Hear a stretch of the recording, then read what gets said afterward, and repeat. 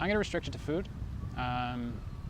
because then I can make blanket generalizations. I don't think they have any place in public institutions, specifically in universities and on the student level. I think that we can take a lot of inspiration from Norway's model, which they have student welfare organizations, which are essentially our student unions, and they have a monopoly on the food providers in the universities and bookstores, but that's a side point.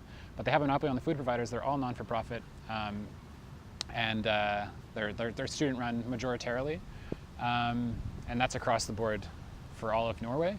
And for me, from a state level, that seems like streamlining, where they're making use of their public institutions and the captive audiences that are there, and the fact that their citizens, the people that pay for the state to exist, pretty much need to be eating food whenever they're in this setting. So they're not using it as an opportunity for somebody else's profit. It's literally, they use their foundations, which we should be using, to reduce the cost to the individual as much as possible.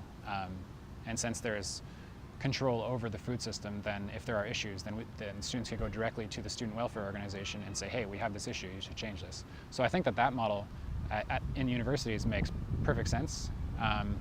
And similarly, I don't see why, I mean, it seems like structural laziness to contract out to some random third-party multinational when we could just be running them ourselves. And I mean, you know, economies of scale, if we want to talk economies of scale, you know, combine the hospitals with the unfortunate reality of prisons and the universities and the other public institutions, and we've got economies of scale right there just waiting to be organized more effectively. But the government, anyways, is doing different things, I suppose.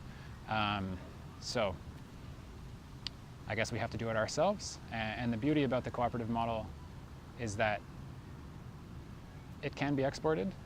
It can act like a franchise, so to speak, and it can be, you know, it can be locally run wherever it is. And the cooperatives could still build a network and develop economies of scale within that economic model as well.